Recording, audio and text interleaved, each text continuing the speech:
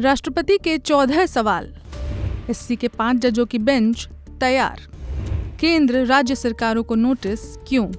Supreme court की तरफ से केंद्र और राज्य सरकारों को नोटिस जारी कर दिया गया है। सवाल है कि विधानसभा से पारित विधेयकों पर प्रेसिडेंट और गवर्नर कब तक फैसला लेंगे? क्या इसकी कोई समय सीमा तय की जा सकती है? सवालों की ये फहरिस्त काफी लंबी है। असल में ये सवाल महामहिम द्रौपदी मुर्मू के हैं, जिन्होंने सुप्रीम कोर्ट से पूछे थे। सुप्रीम कोर्ट महामहिम के सवालों पर विचार करने को तैयार हो गई है, जिसके लिए 5 जजों की बेंच भी गठित कर दी गई है। इस बेंच की अध्यक्षता खुद CJI BR गवई करेंगे। CJI BR गवई के अलावा इस बेंच में justice Suryakant, justice Vikram Nath, justice PS Narasimha और जस्टिस AS चंदूरकर भी शामिल होंगे। सुप्रीम कोर्ट इस मामले में अगस्त माह के बीच सुनवाई शुरू कर सकती है।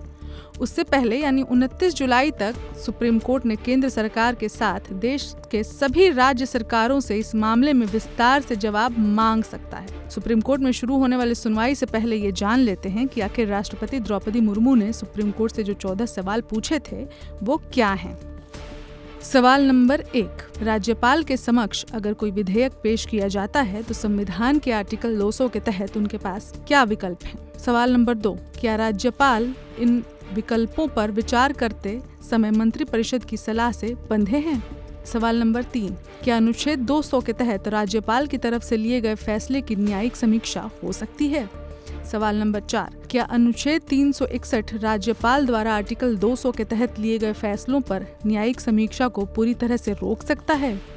सवाल नंबर 5, क्या अदालतें राज्यपाल की तरफ से आर्टिकल 200 के तहत लिए गए फैसलों की समय सीमा तय कर सकती हैं, जबकि संविधान में ऐसी कोई समय सीमा तय नहीं की गई है? सवाल नंबर 6, क्या आर्टिकल 201 के तहत राष्ट्रपति की तरफ से लिए गए फैसले की समीक्षा हो सकती है? सवाल नंबर 7, क्या अदालतें आर्टिकल 201 के तहत राष्ट्रपति द्वारा फैसला लेने की समय सीमा तय कर सकती हैं? सवाल नंबर 8, अगर राज्यपाल ने विधेयक को फैसले के लिए सुरक्षित रख लिया है तो क्या आर्टिकल 143 के तहत सुप्रीम कोर्ट को सुप्रीम कोर्ट की सलाह लेनी चाहिए?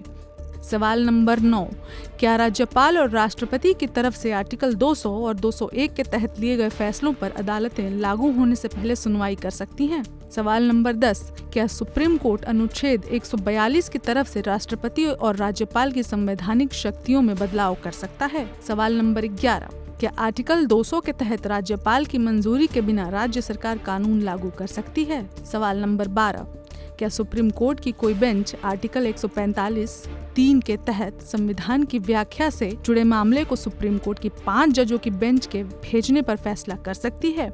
सवाल नंबर 13, क्या सुप्रीम कोर्ट ऐसे निर्देश या आदेश दे सकते हैं जो संविधान या वर्तमान कानूनों मेल न खाता हो?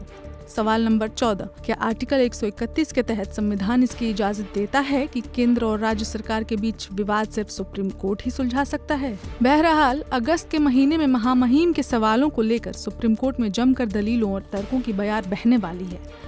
सुप्रीम कोर्ट में इस मामले का क्या होगा ये देखना बेहद ही दिलचस्प होगा, जिसको सबको इंतजार है। महामहिम के सवालों को लेकर अपने विचार कमेंट बॉक्स में जरूर लिखें। इस खबर में बस इतना ही। बाकी अपडेट्स के लिए जुड़े रहें वन इंडिया हिंदी के साथ। धन्यवाद। Subscribe to One India and never miss an update. Download the One India app now.